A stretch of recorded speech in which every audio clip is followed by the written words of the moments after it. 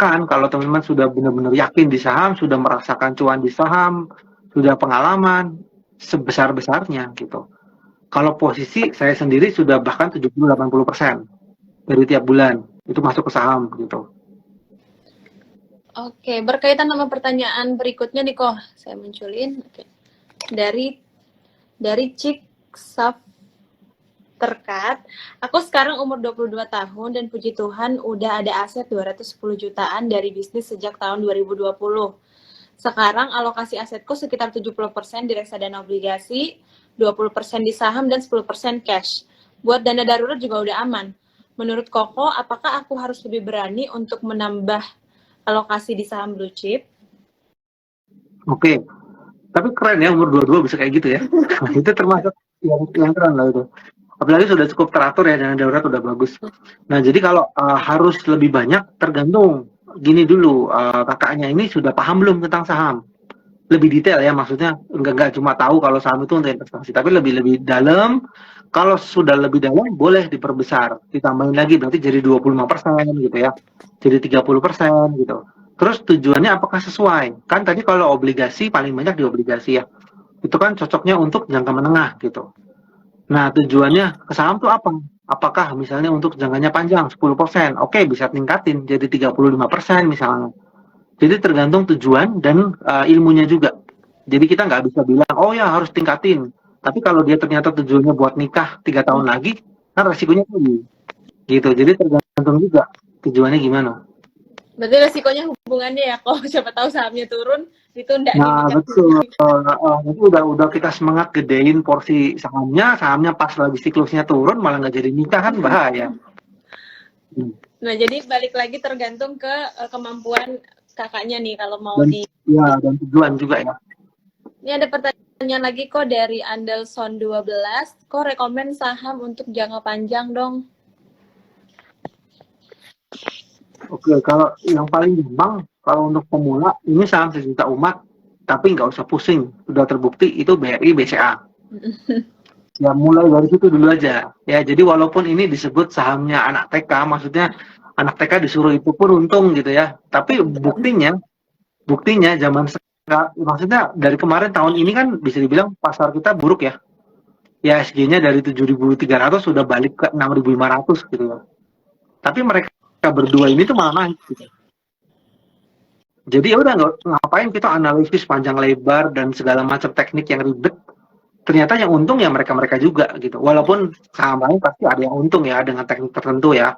Cuma maksudnya kalau kamu pemula nggak pengen ribet-ribet, nggak pengen cari timing, ya udah yang gampang itu gitu loh.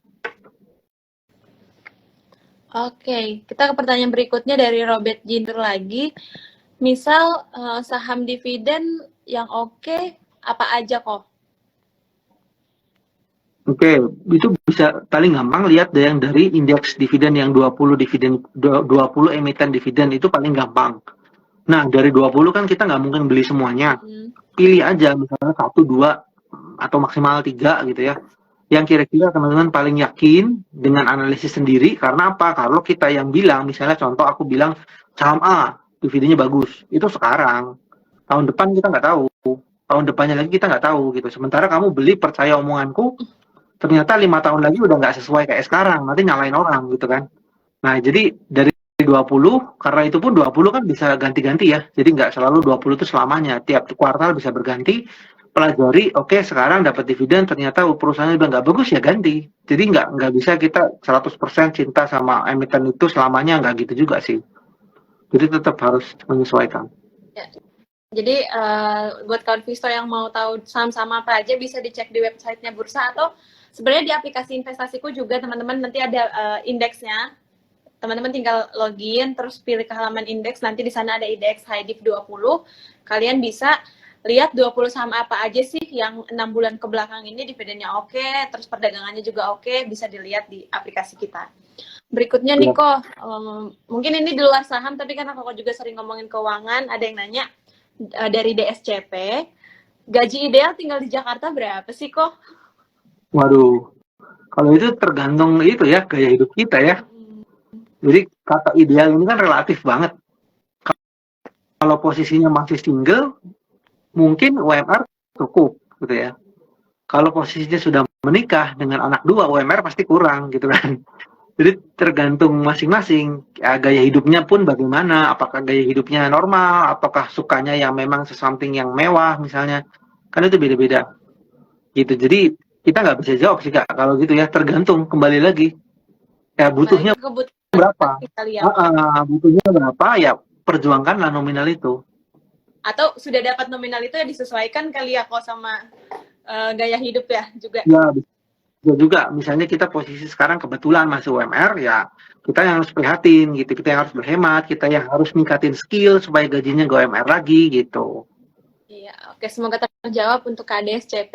Pertanyaan selanjutnya nih kok dari Riza Ardila, bagaimana tahu gimana cara tahunya harga udah di bawah?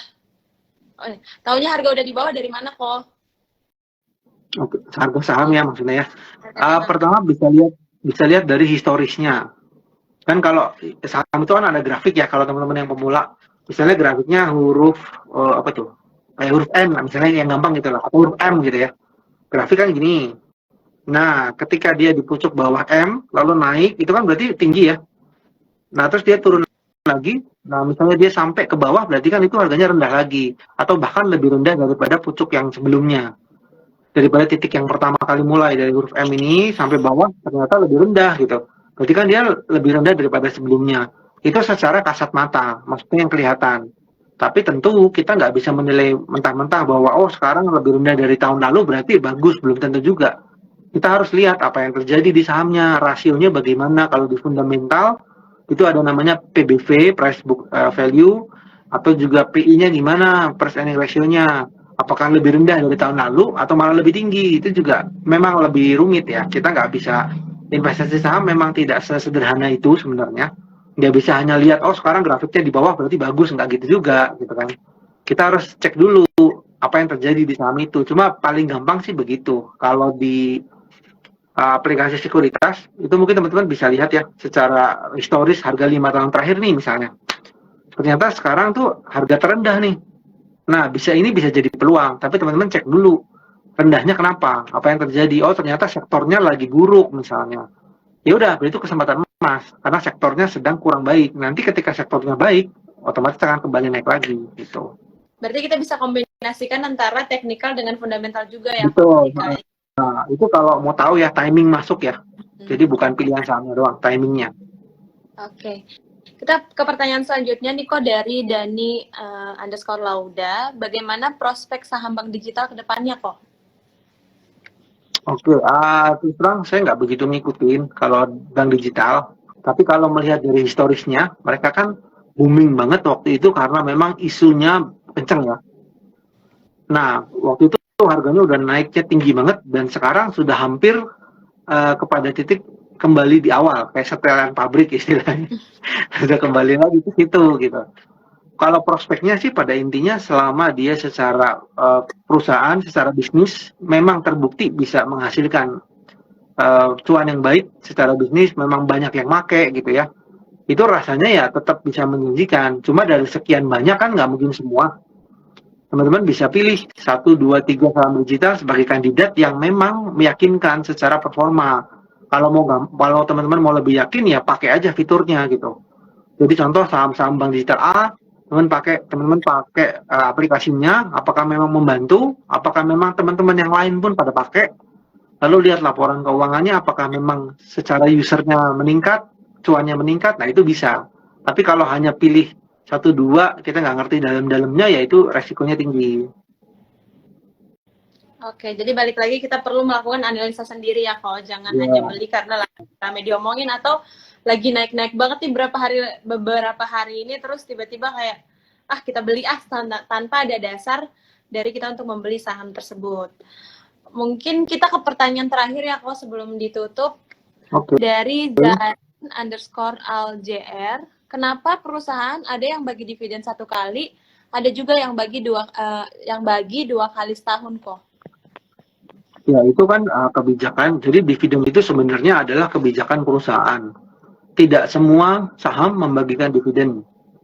Itu. Nah, jadi istilahnya mereka rapat, namanya RUPS ya, rapat umum memegang saham, mereka menentukan tahun ini mau bagi dividen nggak gitu. Kalau misalnya oke, mau bagi, umumnya memang setahun sekali. Bisa itu dibilang dividen final. Jadi dari laporan keuangan mereka tahun kemarin langsung dihitung cuannya berapa, mau baginya berapa untuk investor. Itu langsung beres. Tapi ada juga namanya dividen interim. Jadi yang memang dia itu bisa 2 kali karena ada dividen interim dan dividen final. Jadi kayak semacam nyicil dulu deh gitu baginya. Itu biasanya terjadi di saham yang belum habis kuartal atau tahunnya tapi udah bagi dividen duluan. Contoh misalnya 2022 nih, masih bulan November. Kan kuartal 4 belum selesai, tapi mereka sudah menghitung dividen tahun 2022 yang kuartal 1 dan 2. Nah, jadi yang bagi itu yang itu dulu. Nah, nanti di bulan Maret bagi lagi untuk yang si 3 dan 4 gitu. Jadi sebetulnya itu kebijakan ya, tidak pasti semua saham 2 kali atau semua saham 1. Ada bahkan saham yang bagi sampai 4 kali.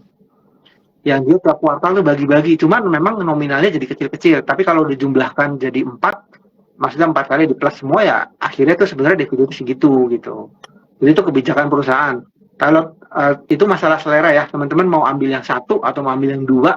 Kalau ambil yang 2 berarti setahun dapat angpau 2 kali, istilahnya gitu. Kalau yang sekali ya hanya sekali, tapi mungkin lebih besar gitu. Atau kalau teman-teman yang butuh per 4 bulan bisa dicari yang 3 kali bagi atau 4 kali bagi ya kok ya. Iya, betul. Oke, mungkin satu pertanyaan lagi nih kok terakhir ada tambahan dari Pia Tasya. Kalau untuk bantu mengelola dana pensiun orang tua, lebih cocok diinvestasikan kemana ya kok? Apakah bisa memilih investasi jangka panjang? Oh, oke. Pertama harus tahu dulu orang tuanya pensiunnya itu berapa lama lagi. Ya sekarang usia orang tuanya berapa? Misalnya usianya adalah 50 misalnya. Berarti kan pensiunnya 5 tahun lagi. Nah itu cukup berisiko kalau kita investasi di saham tanpa kita paham secara detail. Karena kan jangkanya cukup pendek ya. Lebih cocok ke ya misalnya ke obligasi yang lebih aman. Tapi kalau misalnya orang tuanya masih umur 40 ya, kita umur 20 misalnya sekarang, berarti kan masih ada sekitar 15 tahun. Nah, itu bisa misalnya ke saham. Kita sambil pelan-pelan belajar, alokasikan ke saham yang bagi dividen atau yang bertumbuh. 15 tahun cukup lah, 10-15 tahun cukup. Tapi kalau yang terlalu pendek, bahkan sekarang sudah pensiun, baru mau mulai nabung, nah itu cukup berbahaya. Maksudnya risikonya tinggi gitu. Jadi kembali lagi ke usianya itu berapa. Oke. Kalau misalkan kalau nggak salah nih, maksudnya kayaknya uang pensiunnya udah ada nih kok, tapi dia mau bantu kelola Oke. nih. Oke. Sebenarnya bisa ya, kalau ke saham itu sebenarnya bisa-bisa aja. Cuma tergantung nih, karena si yang ngelola anaknya gitu ya. Sorry ini. Ya, Kebetulan sudah pensiun, jadi ada dana pensiun yang akan cair. Terus uangnya taruh di mana gitu ya, pertanyaannya berarti ya. Nah, karena sudah pensiun, berarti akan dipakai sekitar 5, 10, 15 tahun. Ya kan, sebaiknya sih dibagi. Jangan semuanya ditaruh di saham. Karena kalau pas kebetulan siklusnya lagi nggak baik atau lagi turun, nanti dana pensiunnya akan otomatis kan berkurang banyak gitu. Nah, sementara kalau usia udah pensiun kan biasanya butuh uang lebih untuk kesehatan atau untuk yang lain-lain. Nah, itu sebaiknya dibagi aja. Kalau memang kita, si anaknya ini punya ilmu yang cukup untuk mengelola di saham, ya bisa bagi misalnya 50-50. 50-nya itu mungkin dibagi lagi ke ada reksadana pasar uang, ada reksadana obligasi misalnya. Gitu. Jadi kembali ke kemampuan si anak dalam mengelola, tapi kalau langsung 100% di saham sih cukup besar ya risikonya, apalagi udah pensiun gitu. Oke. Nah, jadi tetap kembali ke kemampuan kita dan melihat resikonya ya kok, ataupun melihat sebenarnya uang ini nanti akan dibutuhkan untuk apa, apakah biaya hidup aja atau sebenarnya belum nyiapin untuk kesehatan, berarti kan akan dipakai ke kesehatan gitu. Jadi tetap balik ke kemampuan kita. Oke kok, mungkin tanya jawabnya segitu aja. Penutup mungkin dari Coach Cece untuk teman-teman di sini yang mungkin akan baru memulai atau sudah memulai tapi ada karena mungkin rugi jadi ada keinginan untuk berhenti. Pokoknya buat kita semua di sini ada closing statement dari Coach Cece. Oke, untuk teman-teman yang mungkin baru mulai penasaran tentang apa itu saham gitu ya, pelajari aja, kita belajar hal baru nggak ada ruginya ya. Siapa tahu memang kita cocok di sana gitu. Mulai aja dulu, minimal berani buka rekening dulu. Ya, jadi buka akun saham itu kan gratis ya. nggak perlu dana gitu kan, dan kalaupun ada deposit itu kan kita pakai untuk beli saham. Nah, jadi buka aja dulu minimal, ketika siapa tahu kita nanti tertarik atau kita butuh, udah tinggal beli, udah tinggal nabung gitu. Nah, jangan lupa kalau memang kita tertarik, belajar dulu yang banyak. Jangan rugi dulu baru belajar, gitu ya. Jadi banyakin belajar, kita pelajari terus sambil pelan-pelan beli, pelan-pelan beli. Nah, nanti sambil berjalan kan mungkin butuh waktu 1, 2, 3 tahun. Teman-teman bisa memutuskan, saya cocok nggak nih di saham gitu. Secara emosional, secara tujuan, secara psikologis, cocok apa enggak. Kalau memang sekiranya saham, wah terlalu fluktuatif buat saya, cocoknya ke yang lain, ya nggak apa-apa juga gitu kan, namanya kita belajar gitu kan. Tapi kalau ternyata, wah kenapa nggak dari dulu ya saya kenal saham, ya udah, berarti bisa porsi lebih besar di saham gitu, karena kan tiap orang berbeda-beda. Yang pasti kalau dari faktanya ya, bukan berarti saham itu pasti yang terbaik, enggak juga, tapi faktanya orang-orang kaya itu semuanya punya saham gitu. Jadi tinggal bagaimana kita belajar, gimana kita memanage itu gitu. Kita kan takut karena kita belum paham. Ya, jadi pelajari yang banyak biar kita paham, jadi ketakutannya berkurang. Itu aja. Jangan takut untuk mulai investasi karena itu hal yang wajib kalau kita mau nyaman di hari tua. Oke. Mungkin seperti tagline-nya Toko Ijo, mulai aja dulu katanya kan. Nah, kalau teman-teman mau mulai, jangan lupa mulainya bareng investasiku menggunakan kode referral CHRI 268570. Segera diimplementasikan apa yang kita obrolin hampir 1 jam ke belakang. Terima kasih banyak Coach Cece atas insight-nya buat